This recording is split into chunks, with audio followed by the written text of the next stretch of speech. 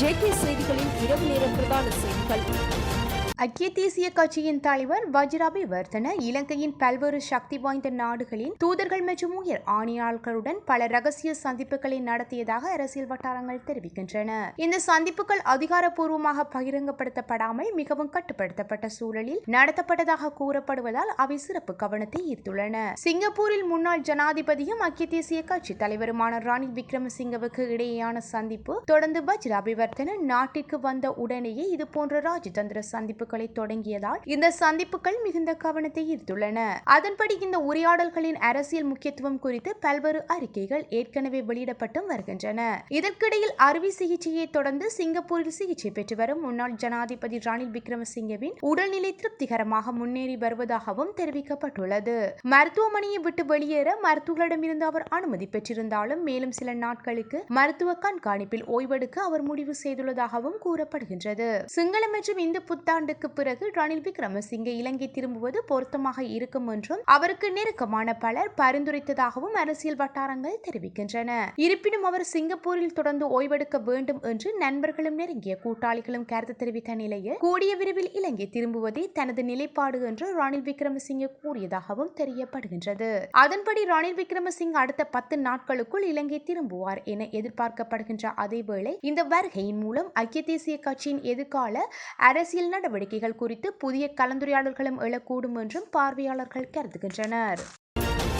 April மாதத்தில் 9 எரிபொருள் கப்பல்கள் நாட்டை வந்தடைய உள்ளதாகவும் எனவே அரசு ஊழியர்களின் புதன்கிழமை விடுமுறையில் மாற்றத்தை ஏற்படுத்த உள்ளதாகவும் வெளிவிவகார அமைச்சர் விஜிதஹேர தெரிவித்துள்ளார். மக்கள் விடுதலை முன்னணி கட்சியினால் நேற்று மாத்திரையில் ஏற்பாடு செய்யப்பட்ட நிகழ்வில் கலந்து கொண்டு உரையாற்றும் போது அவர் இதனை தெரிவித்திருந்தார். இது குறித்து அவர் மேலும் தெரிவிக்கையில், மத்திய கிழக்கில் ஏற்பட்ட போர்ச்சூழலால் உருவான எரிசக்தி நெருக்கடியை அரசாங்கம் தற்போது வெற்றிகரமாக முகாமைத்துவம் செய்துள்ளதாகவும் அமைச்சர் விஜிதஹேர இதன்போது குறிப்பிட்டுள்ளார். எனவே விடுமுறை தினமாக அறிவிக்கப்பட்ட புதன்கிழமையை மீண்டும் வேலை நாளாக மாற்றுவதற்கும் QR முறைமை மற்றும் ஒற்றை இரட்டை இலக்க முறைமைகளை நீக்கி நிலைமையை வலிமைக்கு கொண்டுவர நடவடிக்கை எடுக்க முடியும் என்றும் அவர் கூறினார். நாங்கள் ஏற்கனவே புதிய வழிமுறைகளை அறிமுகப்படுத்தினோம். ஆரம்பத்தில் ஓரிரு வாரங்கள் சிரமங்கள் இருந்தன. வரிசைகள் உருவானது உண்மைதான். இதனால் உடனடி நடவடிக்கையாக QR முறைமை மற்றும் ஒற்றை இரட்டை இலக்க விநியோக முறையை அறிமுகப்படுத்தினோம். புதன்கிழமை விடுமுறை நாளாக அறிவித்திருந்தோம். தற்போது வரிசைகள் இல்லாமல் செய்துள்ளோம். QR மற்றும் ஒற்றை இரட்டை முறைகள் தற்போது சிறப்பாக செயற்படுகின்றன. இன்னும் சில நாட்களில் அந்த முறைமைகள் தேவையில்லை என்றால் அவற்றை நீக்குவதற்கு நாம் தயாராக இருக்கின்றோம். புதன்கிழமை விடுமுறையை தொடர்ந்து வைத்திருக்க வேண்டிய அவசியமில்லை. நிலைமை சீரானதும் தேவை ஏற்படும் போது மீண்டும் வேலைகளை ஆரம்பிப்போம். எரிபொருள் கப்பல்கள் வருவதில் தாமதம் ஏற்பட்டதாலேயே அந்த நேரத்தில் அத்தகைய முடிவுகளை எடுத்தோம். ஆனால் இப்போது அச்சப்பட தேவையில்லை. ஏப்ரல் மாதத்தில் மேலும் 9 கப்பல்கள் வரவுள்ளன என்று அவர் மேலும் குறிப்பிட்டிருந்தார்.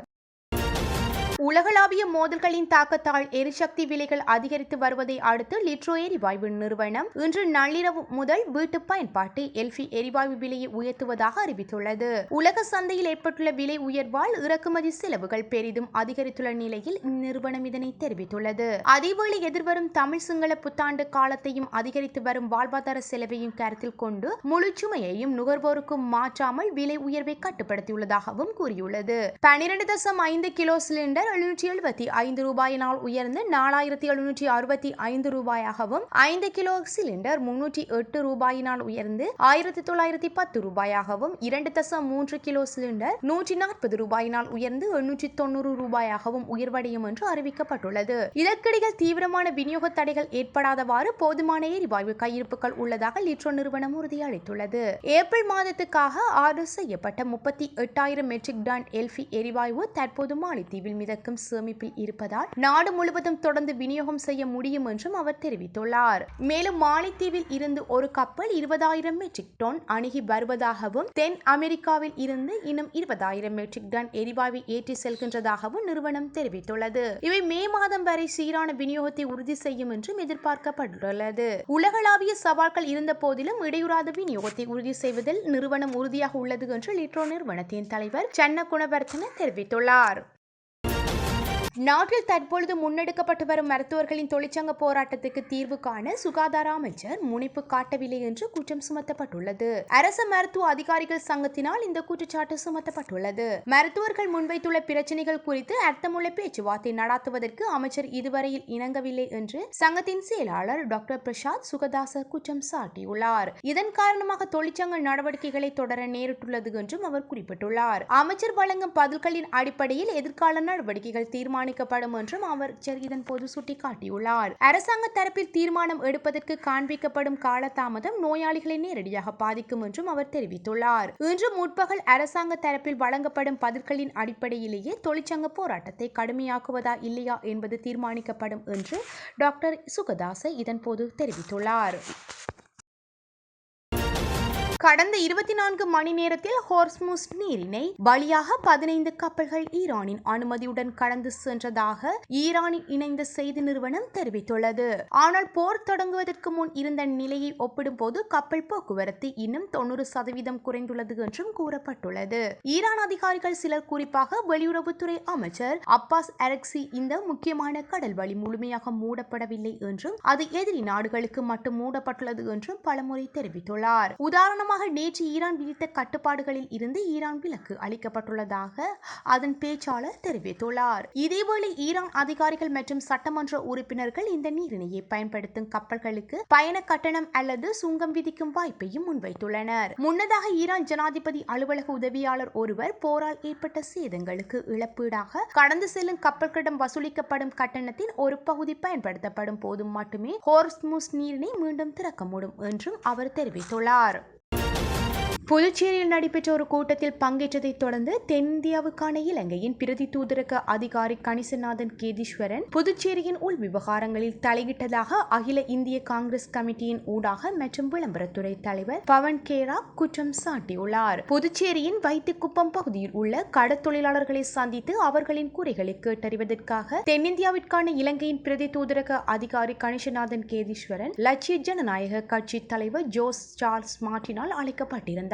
பாஜகவின் புதுச்சேரி தலைவரும் அவர்களின் ராஜ்பவன் தொகுதி வேட்பாளருமான VP ராமலிங்கமும் இந்நிகழ்ச்சியில் கலந்து கொண்டனர். வெளிநாட்டு தூதர்கள் அந்த நாட்டின் உள் விவகாரங்களில் தலையிடக்கூடாது என்பது கடமையாகும் என்று கூறும் 1961 வியன்னா தூதரக உறவுகள் உடன்படிக்கைக்கு அப்பட்டமான மீறலாக இது உள்ளது.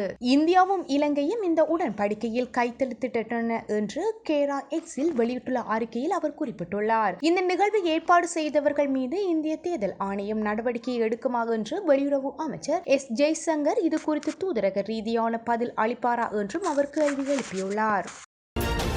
வடக்கு இஸ்ரேலின் ஹைபா நகரில் ஞாயிற்றுக்கிழமை நடந்த ஈரான் ஏவுகணை தாக்குதலில் 4 இஸ்ரேலியர்கள் காயமடைந்ததாக அந்நாட்டின் அவசர சேவை தரப்புகள் சுட்டிக்காட்டியுள்ளன. ஹைபாவில் உள்ள 5 மாடி கட்டிடம் மீது ஏவுகணை நேரடியாக தாக்கியதில் காயமடைந்தவர்களில் ஒருவர் கவலைக்கிடமான நிலையில் இருப்பதாக அந்த அமைப்பு தெரிவித்துள்ளது. 450 கிலோகிராம் எடை கொண்ட ஏவுகணையின் வெடிப்பொருள் கட்டிடம் மீது நேரடியாக தாக்கியதை அடுத்து சிலர் இன்னும் இடிபாடுகளுக்கு அடியில் சிக்கியுள்ளதாகவும் தெரிவிக்கப்பட்டுள்ளது. இது தொடர்பில் வெளியாகிய அறிக்கையில் ஹைபாவில் குறைந்தது 3 இடங்களில் ஏவுகணை சிதறல் விழுந்துள்ளது என்று கணிசமான சேதத்தையும் ஏற்படுத்தியுள்ளன. ஈரானில் இருந்து ஹைபா, வடக்கு இஸ்ரேலில் உள்ள ஹலிலிம் மற்றும் நாட்டின் தெற்கில் உள்ள நேஹெவெக் ஆகியவற்றை நோக்கி ஏவுகணைகள் ஏவப்பட்டதை கண்டறிந்ததாக இஸ்ரேலிய ராணுவம் முன்னதாக தெரிவித்திருந்தது என்று கூறப்பட்டுள்ளது. ஈரான் இஸ்ரேலையும் அமெரிக்க ராணுவ சொத்துக்களையும் கொண்டுள்ள ஜோர்டான், ஈராக் மற்றும் வளைகுடா நாடுகளையும் குறிவைத்து ஆளில்லா விமானம் மற்றும் ஏவுகணை தாக்குதல் நடத்தி பதிலடி கொடுத்துள்ளது. இதனால் உயிரிழப்புகளும் உள்கட்டமைப்பு சேதங்களும் ஏற்பட்டதோடு உலகளாவிய சந்தைகளும் விமான போக்குவரத்தும் சீர்குலைந்துள்ளமை குறிப்பிடத்தக்கது. ஈரானுக்கு எதிராக நிலவி வரும் பதற்றம் மேலும் அதிகரிக்கும் என்று எதிர்பார்க்கப்படும் நிலையில் அமெரிக்காவின் அடுத்த கட்ட நகர்வானது மேலும் எச்சரிக்கைகளை அதிகரித்துள்ளது. ஈரானுக்கு எதிரான நடவடிக்கைகளில் ஈடுபட்டுள்ள தளங்களில் கூடுதல் நீண்ட தூர ஏவுகணைகளை நிலைநிறுத்துவதன் மூலம் தனது ராணுவ இருப்பை அதிகரிக்க அமெரிக்கா முடிவு செய்துள்ளதால் அந்த அச்சநிலை உருவாகியுள்ளது.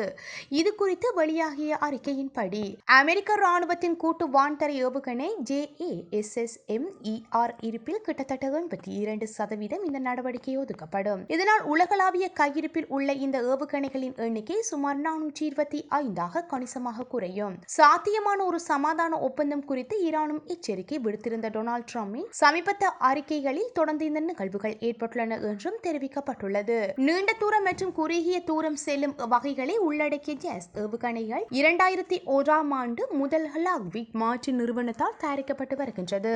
இந்த ஏவுகணையானது நீண்ட தூர வான்வெளி தாக்குதல் பணிகளுக்காக பிரத்யேகமாக வடிவமைக்கப்பட்டுள்ளது. இந்த ஏவுகணை அமைப்பானது அதிக மதிப்புள்ள மற்றும் நன்கு பாதுகாக்கப்பட்ட தளங்களை நீண்ட தூரத்தில் இருந்து குறிவைக்கும் திறனுக்காக பெரிதும் பாராட்டப்படுகின்றது. இது விமான பணியாளர்கள் எதிரி வான் பாதுகாப்பு அமைப்புகளிடம் இருந்து தங்களை பாதுகாத்துக் கொண்டு இலக்குகளை தாக்க அனுமதிக்கின்றது.